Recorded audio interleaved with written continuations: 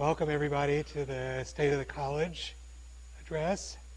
So I want to bring everybody up to speed on where we are, how things are going, at least how I think things are going.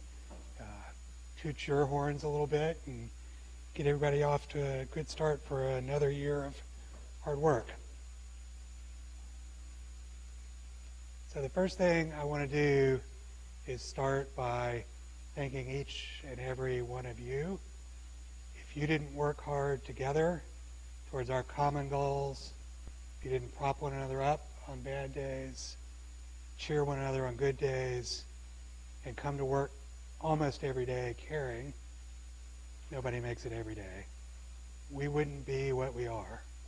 So my thanks to you, and I hope you will thank one another and be thankful for being part of this wonderful community. And I wanted to just remind everybody about our 3 core missions, which I'll come back to over the next 45 minutes or so: education, practice, and research. And how one of our true core values is that we layer those missions over the top of believing in service. We're all here because we're serving a greater good in the Commonwealth nation. And then, as I do every year, I want to remind you about my core values about how to work, which I hope will extend comfortably to all of you. The first of which is, I believe in pursuing the highest quality of work, and that quality always trumps quantity. And that we need to pay attention intentionally to balancing our efforts to meet our core missions in the college, to as individuals be able to work well over the long period of time. We need to minimize our barriers to collaboration. We need to find the right people to work with, do what we need to do in order to make that work be good work, and remember how those webs go both ways. We should be making our decisions on evidence, not on gossip, not on what we think might be true, but what we know to be true. And when we don't have that evidence, we should try to find it.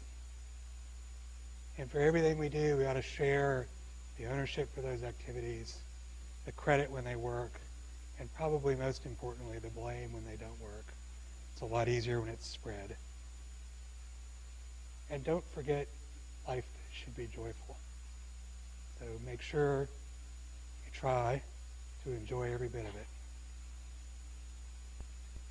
I felt compelled after what's been going on the last year nationally to spend a moment talking about working inclusively, which is a value that I've pushed as one of mine, and I feel quite strongly that we've really come communally towards a strong and deep intention to be an inclusive community within our college. And in fact, we're now committing to hard work in some of our real core areas, things like changing how and what we teach in the classroom, how we hire people, how we promote people, in order to really reflect inclusion. So we're going to have a lot of water to carry making those changes and adaptations in what we do, and sometimes it gets a little depressing looking around the country on this issue. You just need to watch the morning news to hear how unimportant inclusion is to some people. I don't think that's true really for anyone in this room, but as I was thinking about this, I thought of a wonderful historical example we have about how to do this kind of work and make it impactful. And so for those of you who don't know about this, I wanted to introduce the Truth and Reconciliation Commission. So when the ANC took over power in South Africa and Mandela was president in '96, he established this commission, the Truth and Reconciliation Commission. And the purpose of that really was rooted in his recognition that growth only happens through truthful discussion and intentional healing in recognition of what has really happened in the past. As a reflection of that, he actually established this commission with Alex Bahrain and Desmond Tutu as the co-chairs. And you can see them in the middle of this picture. And if you know anything about South Africa, you will recognize the importance of and the risk that Mandela took to put a white Afrikaner and a black Christian leader together in this commission. But if that had not happened, it would not have worked. It took the key parties in the country working together, and that group, led by these two, examined over the next 6 years 20,000 plus cases of discriminatory activity, human rights abuse, and other rights abuses within the country. And amazingly, in that examination, in more than 7,000 of those cases, they recommended amnesty. So they examined what happened, they saw what happened, they recognized that actions had not been correct, but they recognized the growth of the individual involved and their commitment to communal good, and they asked the country to move past that. So I would ask you, as we are moving forward, to think this same way. We have nowhere near the depth and negative intensity of what South Africa brought to the table in this work, but I think it's the right model to think about things. We need to be creating spaces where we're comfortable having painful discussions and committing to having those discussions. That's how we're individually going to grow and collectively move forward. And I think in the current national climate, I hope we can act as a guiding light on going ahead with that work, regardless of where politics may be today. All right, enough preaching. Let's get back to talking about other things. So, thinking about what we do educationally, we run training for about 550 students a year, of whom most are PharmD students, and about 80, 90 in a given year graduate students, some postdoctoral fellows and residents in training. If you look at our demographics, we really serve the Commonwealth quite heavily. Most of our students are from Kentucky, and if you look a little bit further from the catchment area around Kentucky, although 400 out of 550 gives you an idea, we have a pretty good group of people who didn't grow up here, yours truly included. Other ways of looking at the demographics, we're pretty predominantly female. So I'm old enough and have been in pharmacy long enough to remember when this number was flipped, and I think probably a lot of my faculty colleagues fall into that group. So it's pretty interesting to see in a 2-decade period how this has changed. And it'll be interesting for me to see if it equilibrates out or if we have truly become a female-dominated profession. I actually kind of hope that happened. It'll be fun to ride that out and see where we go if that's true. We've been focusing a lot the last few years on bringing in underrepresented groups. And in particular, I'm really happy with the number of first-generation college students we have in the college now. I think this is a group where coming here will be impactful, and we can be proud of the impact we're going to carry back out to where they practice. Talk a little bit about where we are with Curriculum 2020, which I'm quite happy to say is, as of May this year, finished with the implementation phase of 2020. So this graduation will mark the completion of the rollout of the curriculum. We are still tuning.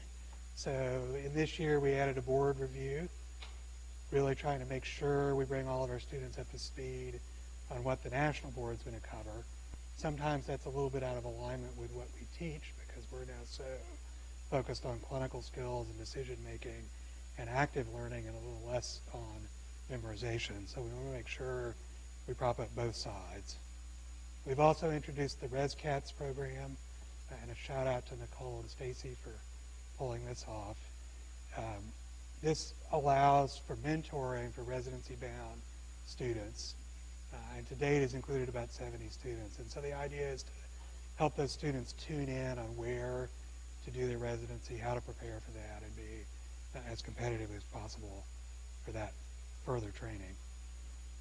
We've made some modifications to the curriculum in terms of adjusting the scope of the courses and how much time is involved, and are still focused on really rolling out the milestone marker exams to be the best possible tool for assessment within the curriculum. But largely, this is implemented, largely we should be moving into a phase where we're done with any major tunes and really moving forward as standard operating procedure. So I, every year, try to give you a capture of how we do nationally on a couple of our key areas. The really only quantitative measure we have for the PharmD curriculum is in the national boards. And every year I've been trying to tune how to present this to you to give you what I think are the two most important parts of this. So wherever Bria is, Bria had to learn how to make a violin plot this year, so I'm sorry, Bria, but we'll probably change it again next year. So this shows you our historical performance over more than a decade compared to other schools in our comparison group. So we're, of course, in Kentucky Blue right here. So one of the things I really wanted to point out that has been true for us historically as long as these numbers exist, we're among a very small number of schools that really consistently has the majority of our graduates pass the national exam every single year, right? So I think that range, that consistency, even compared to many other schools that are in the top flight list in the country, is one of the things we do really well. Right? You can ensure somebody coming in here that if they put in the work that we ask them to put in, they're going to go out and be able to get their license and be able to practice in the setting they want to practice. The other thing that I think I finally got graphically captured was if you look at the bottom quarter of our performance historically, we are above the national mean performance. So even in our worst years, we're doing better than the majority of the schools out there in terms of our students passing the boards when they go out. And I think it's those two aspects of the way we work that best capture how we perform in comparison to everybody else, which is to say extraordinarily well. We're really among a very small handful of schools. Let's talk a little bit about the graduate program, and as many of you know, we're in the midst of really revisioning how we handle PhD education here. So what's happened in the last year, we've come together as a faculty and approved the core competencies document, which really sets the philosophy about what we're trying to teach and how we're going to teach that. We've successfully piloted the new core TRIPS course and started to dig into how we're going to handle the track-specific didactic portions of the curriculum. Those are the two major parts of it. The stuff everyone needs to know, the stuff that a specialist in a particular subfield needs to know. We've worked towards including the graduate program cohesively with all of our educational efforts by combining the white coat ceremony. I think most people enjoyed that, and it's important really to have that sense of community. And you'll see as this curriculum develops, I think it's not just the symbolic end of it that we're really integrating at a lot of levels we haven't before. I hold out hope that we will also go the other direction and more fully integrate PharmD students into scholarship in the ways that PhD students think about it for the students who want to do that. We've also, as we have on the PharmD side, streamlined and really focused recruitment, including eliminating the GRE. And we're shifting intentionally towards a student-centric model. So please show up at the next two retreats where we're going to really dig into the tactics underlying how to do this. And if you don't think of yourself as a graduate instructing faculty member, perhaps you're a clinically focused person, I would ask you to stretch and participate in this, because we're hoping that we will get really cohesive education for our graduate program. Also want to talk a little bit about student wellness. We brought this up a couple times and really started to make it a focus area in the college. So if you haven't signed on to the Google Doc for the fitness challenge this year. Find Jeff Kane and get yourself in late. But it's fun to watch what everybody does or doesn't quite manage to do week by week. That was one of our earliest forays into this endeavor. As you know, as we're going forward in strategic planning, we've added this as a focus area within our community leg of the planning process. So we're considering community fully and in parallel with education, research, and practice. So what's really on the board right now has been a lot of work led by Drew, looking at how we might better utilize our space in order to allow for and reinforce wellness. So I want to let you know about a couple of initiatives that are in the works right now. One of these is to use the old Apothecary Cafe space to build a food pantry, likely accessible not only for the students in the medical sciences side of campus, but everyone at UK. And I personally am hoping we will also be including cooking classes and menu planning and things like that in that space, so that we can help people who are food insecure or feel like they don't have enough time to have a healthy meal, be able to work around those issues.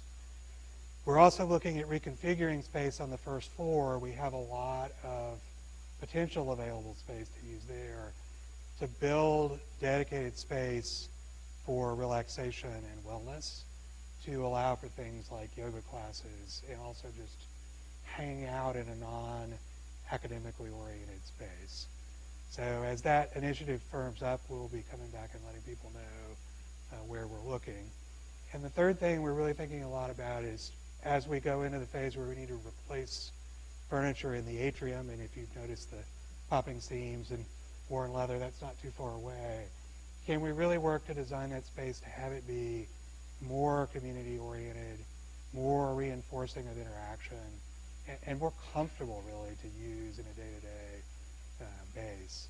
So if you don't know what I mean when I'm talking about that, I encourage you to go over to the Gatton Business College anytime during the middle of the day and wander through their atrium, which is a very open, welcoming place, and you'll see people interacting in all kinds of different ways there. It's a much less formal and much less kind of squared off space than we have. So if you have ideas about this, bring them up and percolate them around. We're really trying to figure out how to make best use of that space. Talk a little bit about our community impact on education. So it's the third annual Everything is Science event. It's coming up soon, end of this month.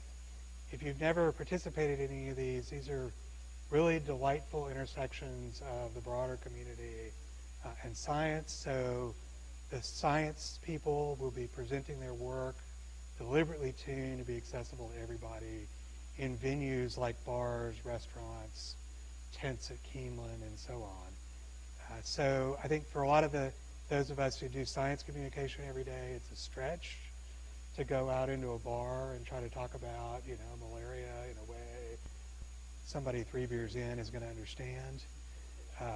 And it's delightful on the other side of that to interact with the community and have people ask you things you hadn't thought about.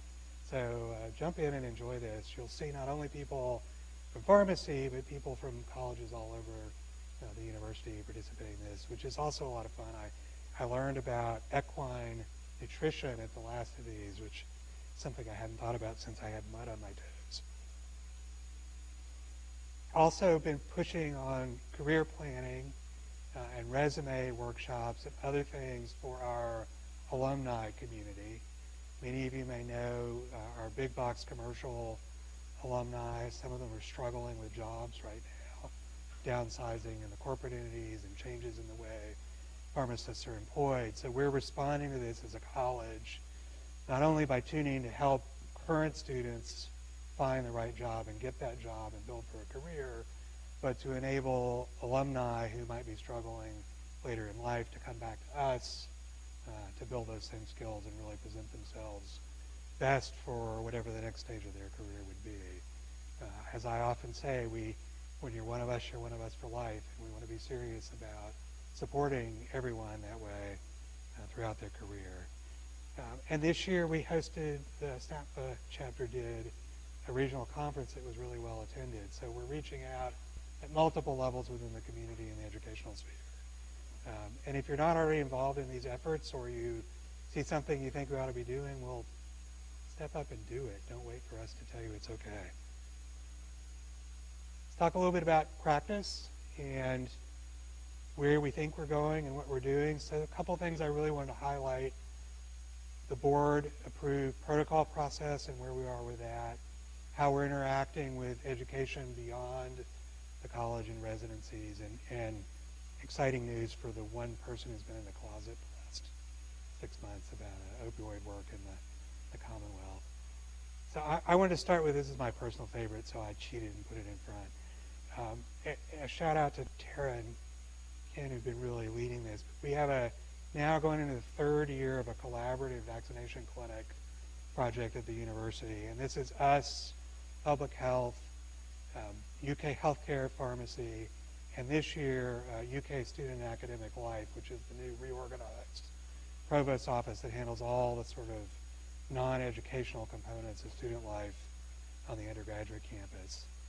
The project's been led out of COP largely by Ken and Tara, and Casey, Melinda, Megan, and Tyler, if you're in the audience, thanks for digging in on the student side recently.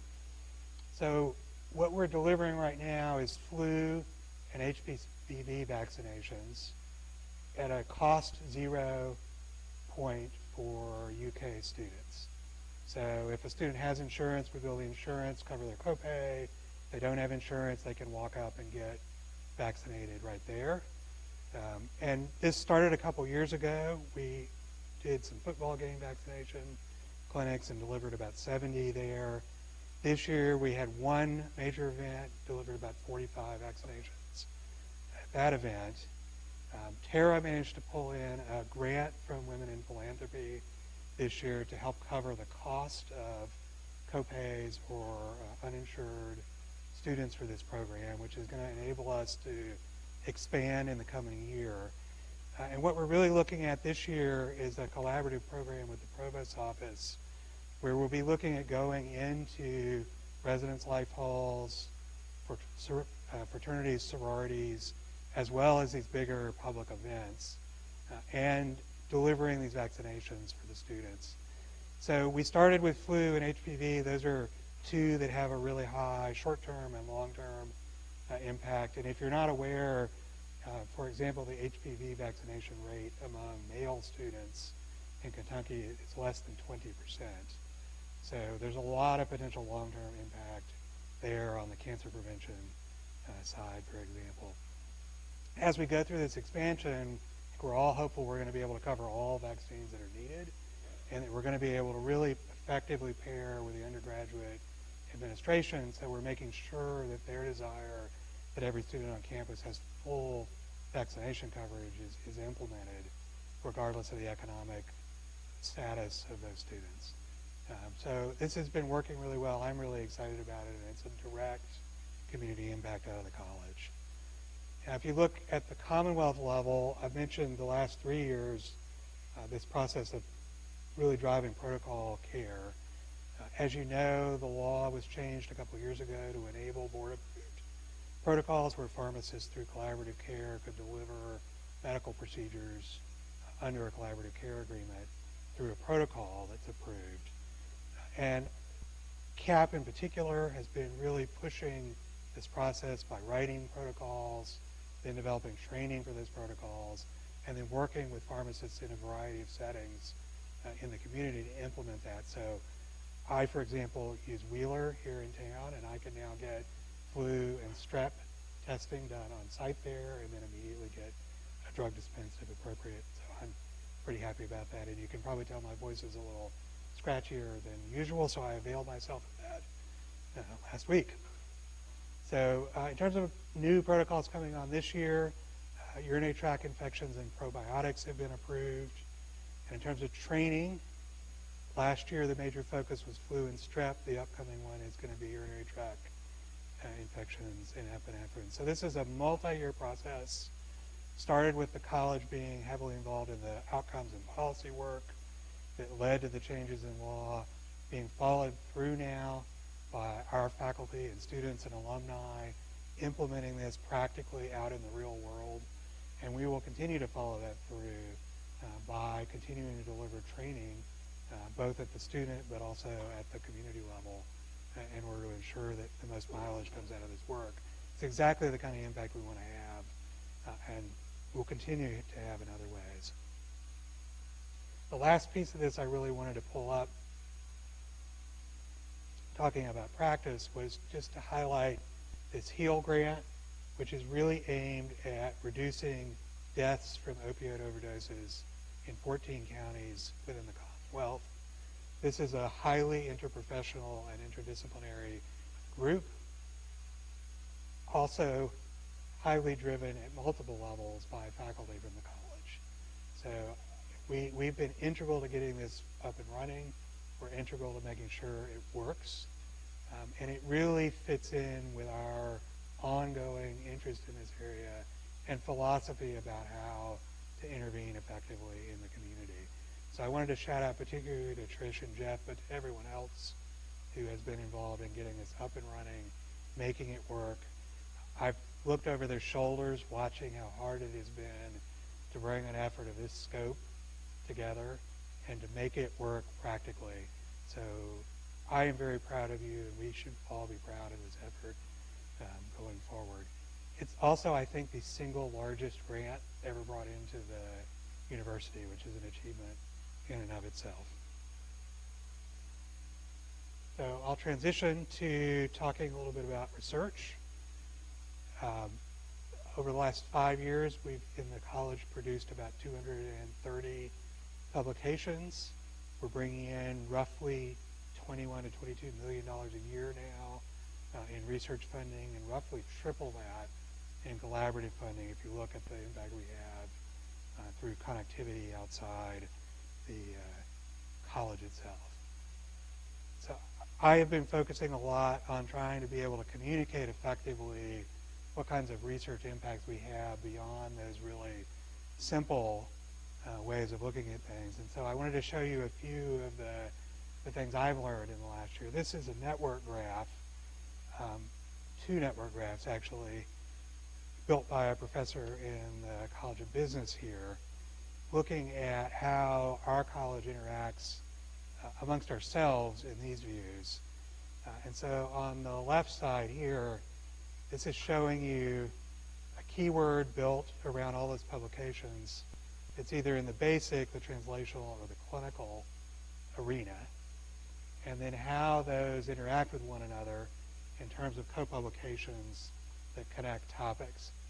And so one of the things I wanted to point out was we talk a lot about translation, and we've started since the last few years really focusing on deliberately building interprofessional translational programs and projects. So how well did we do at that historically, and what are we really doing? And I would argue we actually do pretty well. If you look at all the connections between basic to translational and translational to clinical, it's probably pretty obvious that this is really a well-integrated web to begin with. And you can see connections without going through topics that are explicitly labeled as translational as well. So people who work in those arenas are connecting themselves without necessarily having, say, a clinical development outcome in mind, because they're coming together through a commonality of thought or through community. So I hope over the next few years that the Blue is going to continue to grow, and we're going to continue to have other kinds of connections independently of explicitly translational work. But I think we already had a pretty solid footing, and we're continuing to build it. Now, if you look on the right, this is the same data set, so all those publications, but now looking at the people who are the corresponding authors on the papers and how they interact with one another. And I thought it was pretty interesting to see we have a few really strong nodes of collaboration.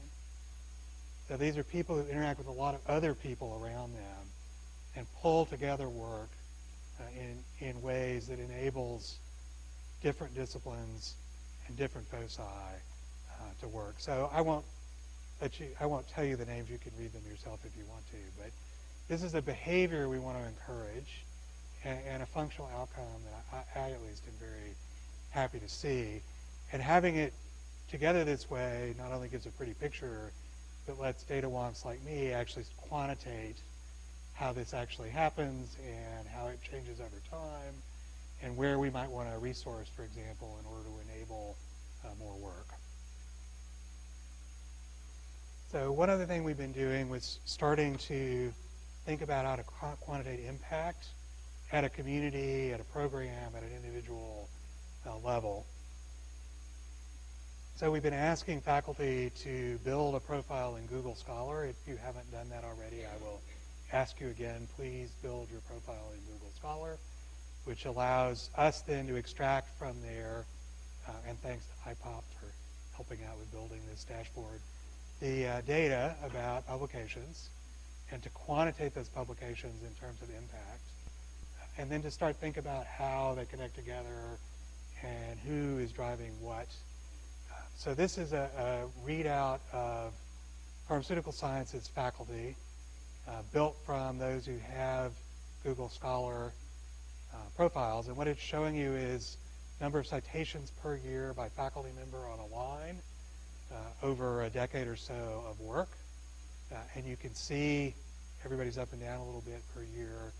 And then from this, we can extract how many citations versus how many papers, and start to build quantitative measures of impact, things like H factor and I-10 factor, which are different scholarly ways of looking at how many other people notice the work of an individual, cite that work in their own work, and so on. So one of the things I just wanted to point out, the H factor comes from Hirsch, who's the person who developed that quantitative metric. When Hirsch originally published this, he quantitated qualitatively, I would say, what does the H factor mean in terms of performance of scientists? So in his rubric, a successful scientist who had been promoted to tenure typically had an H factor of 20. A outstanding scientist with international impact typically had an H factor of 40. A National Academy member in the U.S. had an H factor of 50. And a truly extraordinary, i.e. somebody who fell all the way on the tail of the data, faculty member had an H factor of 60. And most colleges are pretty happy to have a handful of people who have H factors of 40 plus. So not everyone in the college, in fact, only about a third of you have built your Google Scholar profiles. But amongst those of you who have done it, we have more than 10 faculty who have H factors of higher than 40. So that's a quantitative measure of what we all knew, which is we have an extraordinarily impactful academic program in the research arena within the college. And as you continue to give me the data by building your Google Scholar profiles, do you catch the repetitive nature of this? I will be able to further quantitate that and communicate it out to the community at large and start to use that data in other more interesting ways. So looking a little bit at other ways of measuring our impact, this is the usual presentation of our research funding through the AACP data. So this is the all funding data. 2018 is in the blue dots. This year we're number 7 from the fiscal year 18, which is the place we have the report for. And I would emphasize there's really number 1 and number 2 in terms of breaking them out, and then everybody else is right in the mix in terms of the top 10 schools. And then actually, if I gave you everybody else, there's a pretty rapid drop once you get outside of the top 10 here. So we are remaining quite competitive with our comparator schools and trending well in this metric. And this does not include the first year of the HEAL grant. So we will be trending upwards for another couple of years due to that. Thank you, Jeff and Trish. If you break this out in what I think is the more meaningful way to do it, looking at the funding per year per research active principal investigator, we're sitting right here at number 3 pretty comfortably. And if you look at the schools that were all in one line in terms of total funding, we break out because a lot of those schools have significantly larger faculty than we do. And we leverage really, really well against our research excellence by bringing in money. So thank you to everyone for continuing to file research grant proposals successfully and keeping us at the top of this metric. So as many of you know, when I am procrastinating in my office, I read manuscripts from faculty in the, Christy's laughing at me right now because she knows this is true, in the college. And so I keep a running weekly tally of what the one I enjoyed the most that week. If you want to read Kip's Corner, you can learn which one that was. And occasionally there are 2 or 3 and I can't decide, but most weeks I have a favorite. And I like to pick one of the year. Now I'm going to emphasize this has nothing to do with total impact or quantitative measures of excellence. These are the ones that just tickled me the most this year, first from Pharmaceutical Sciences, which was this paper out of Jill Turner's lab looking at microglia function in relation to nicotine use and nicotine withdrawal. And what this work showed was that if you deplete microglia in the striatum, it lessens anxiety when nicotine withdrawal occurs. So it's not only that the microglia respond to the nicotine, both in a positive and a negative way, but that they actually in some way mediate how withdrawal impacts the rest of the organism. This is in mice, so I have no idea whether or not this happens in humans. But it immediately raised, for me at least, the possibility this might be a therapeutic target for handling the anxiety component of smoking cessation. And many of you may not know this, but I was briefly a smoker, and I still can't play pool and drink beer because if I do those two things together, the desire to smoke, this is 25 years later, is crazily intense.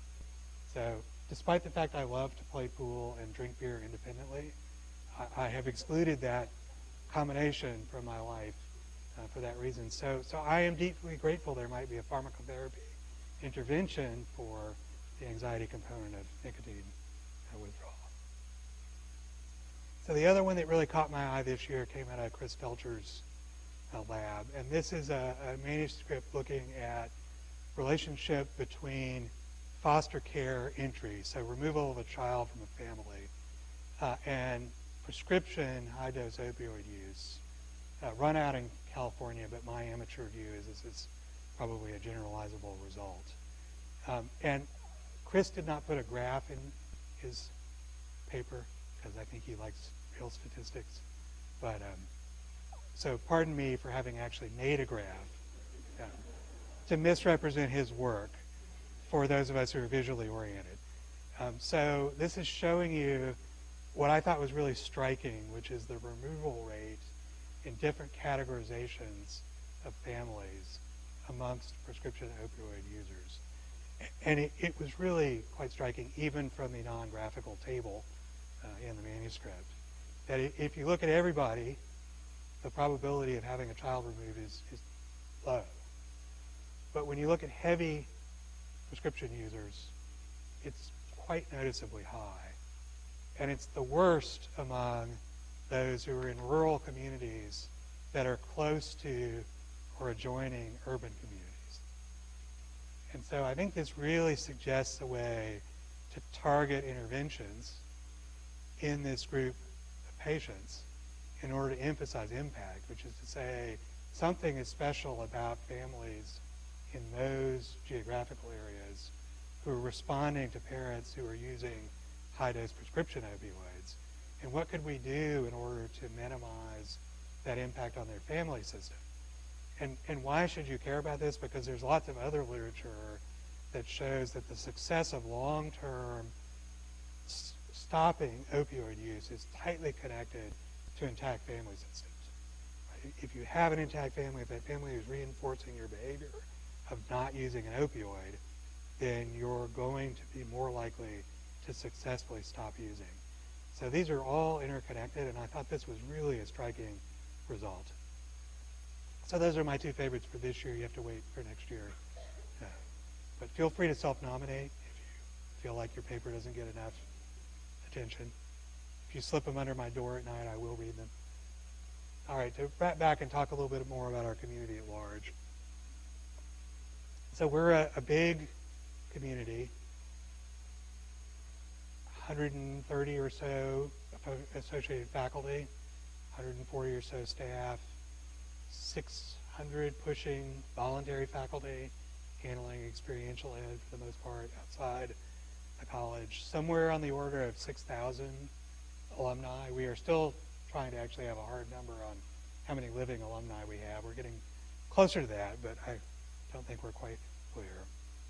But last year, I think I mentioned we were starting to build a good, robust internal alumni database. Shout out to Rosa, wherever you are, for really pushing that project forward. And we're starting to be able to leverage that database now for doing things like recruitment and fundraising. But we can also do fun things with it. So here's a map of worldwide of where our alumni who are in that database and for whom we have addresses that are validated live. So there's some interesting spots on this map. I suspect as we finish this project out, it's going to get a little more dense outside the U.S. But Japan, here we've got Saudi Arabia. It's worldwide. And if you look at the states, it's every major population area within the U.S.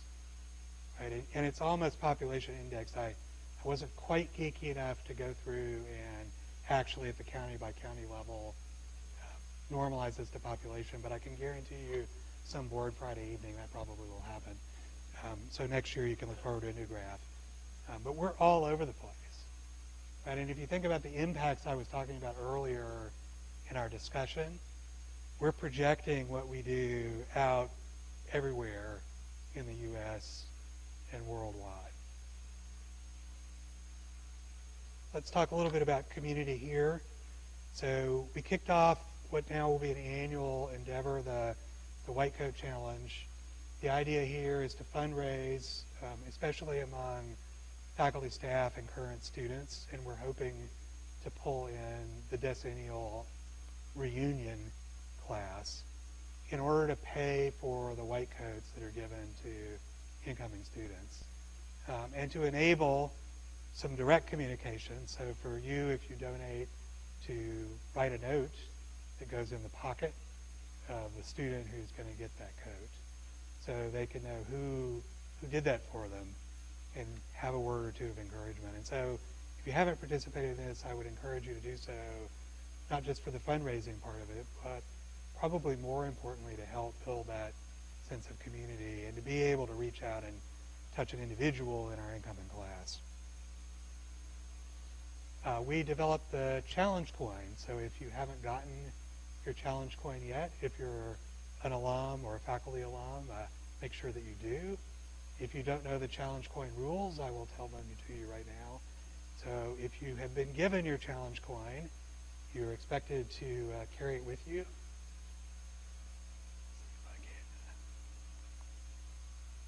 can live up.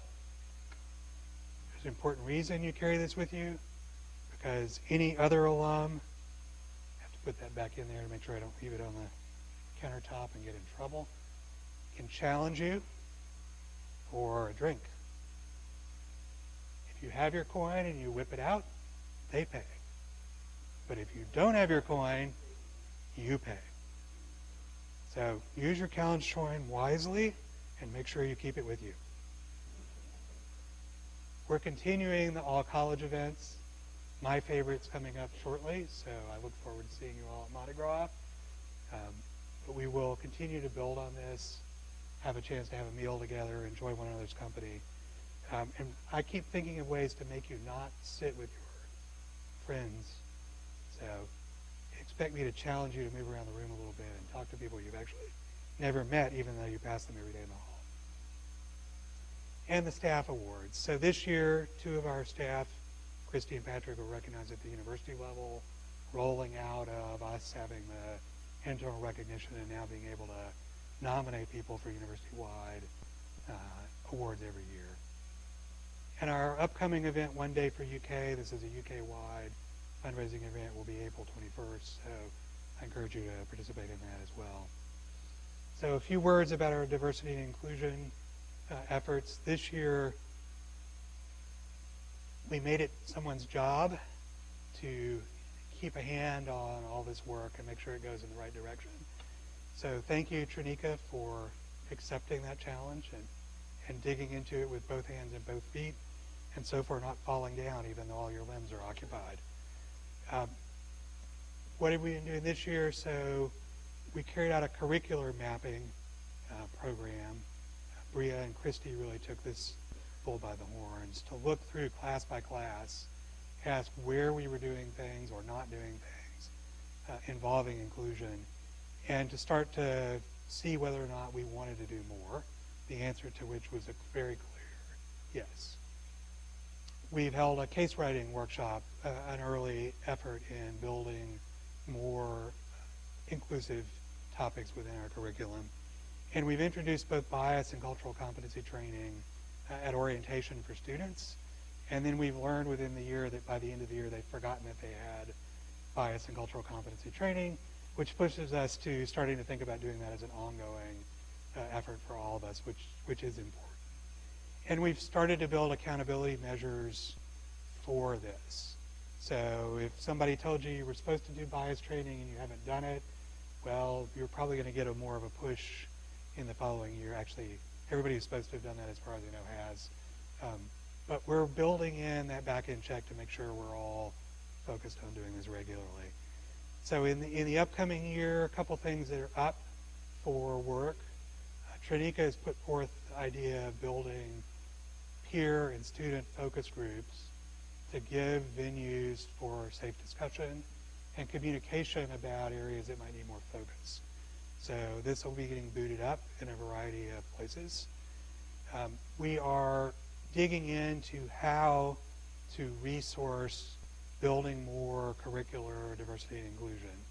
So rest assured, faculty, we heard that you needed support in order to do this, and the support is going to be there, and we're working with you right now to figure out what that looks like in all its different forms. We're intending to take the curricular mapping process to the graduate program, ask the same type of questions there, and then be thinking about this as we're going through the process of revising that curriculum, and really to start focusing on increasing training venues and practice venues for active learning for a variety of things around diversity and inclusion. So we all have some opportunities to really do things rather than just talk about them and forget we talked about them and go on. So I'll just put this slide up and leave it for a few moments. Like every year we have transitions, both directions, some people who have left us, some people who have joined us. It'll be this way every year, and I just want to recognize change happens, and usually for the better. All right, last few things to talk about. Let's talk about money. So this was our operating budget this year compared to what we have in terms of available resources at the global level. So I've been working a lot with all of the constituency groups to not have bins of cash hanging around the college unused. That is not a good thing. And I'm happy to report that by this point we have done a really good job of thinking about what we really wanted to do and moving resources into support of those efforts. And so we now have the majority of our fluid resources committed to things like hiring faculty, building programs, redeveloping the graduate program, and so on. So this, of course, is not rigid. We can change these commitments as we go on. But we're approaching a point where we don't leave a lot of uncommitted reserve out there, which is the way it ought to be. We shouldn't be sitting on cash just for a rainy day. We ought to be doing the things we think are important. And we still have a good balance of this in terms of our ability to respond to changes on the ground and do things. So we have a really solid financial footing. And if you look in terms of where our resources have been coming from and growing, the last couple of years with the growth in the research endeavors, there's been a real shift here. So we're still taking in roughly equal amounts of money from our revenue streams that are connected to education and our revenue streams that are connected to research. But we're now spending a substantially higher amount of revenue on research. And that investment is returning itself. As we can see, our grant portfolio is growing, our faculty is growing, and we're able to invest their efforts in all the things that we do within the college. So that strategy of really focusing on building our academy is clearly working. And I think that this is probably approaching where we're going to be for a steady state in years forward, that we're going to, as we bring in faculty who are successful in raising funding for their scholarly activities, they're going to be able to continue to push money into that flow, and it's going to continue to keep the research and scholarly components of the college really strong.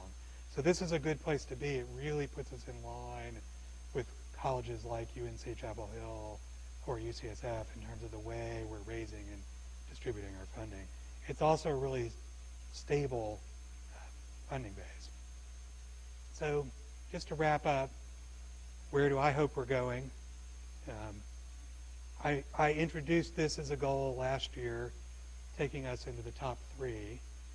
We just finished doing a survey, so we don't know where we did based on our historical data. That we should know in the next 2 months based on the historical data released for the U.S. News and World Reports.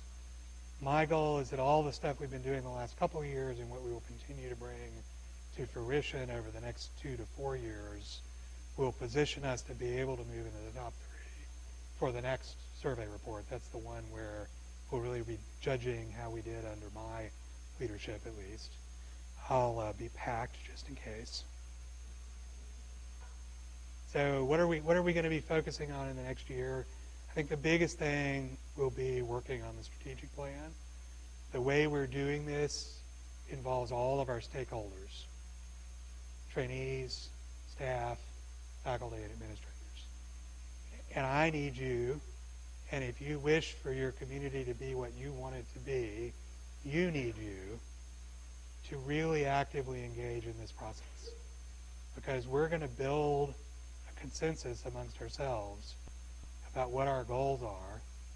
And I've been around here long enough for you to understand that I'm going to push having that move past goals to real operational plans, to things that we are actually going to do and hold ourselves accountable for getting done. And that is going to drive how I allocate the resources, the space and the money and the people to those pieces. So it needs to be inclusive in its origination for it to be what we want it to do. I will take it and implement it. That's my job. But your job is to make sure that it is the right plan. So I just do want to call out the intention to really have community, inclusive community and wellness built in from the bottom of that. That's the one piece I'm pushing really hard.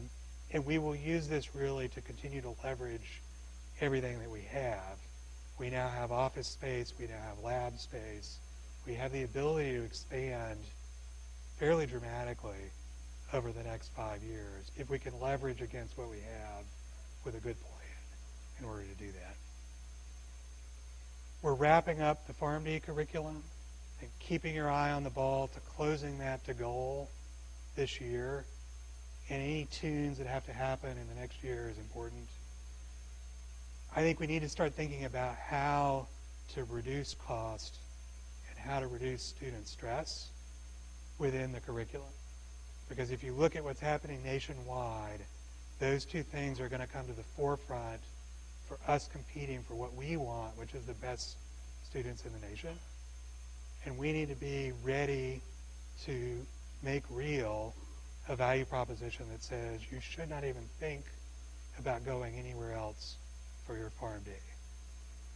we excel beyond every other college in delivering that degree with the best possible value for a student. That's where we need to be in marketing. And finally, redesigning the graduate program is actively at work. We're formally expecting to start what I'm going to now call Curriculum 2026. So Dave, there is your PE bullet point. We need to deliver this by graduate a student by 2026 in this curriculum. It'll be the same type of effort we put into the PharmD curriculum. So I know we're all a little tired from getting that done, but this is important too. And I'll have more to say about revising practice. So I'm happy to take questions from anybody who's got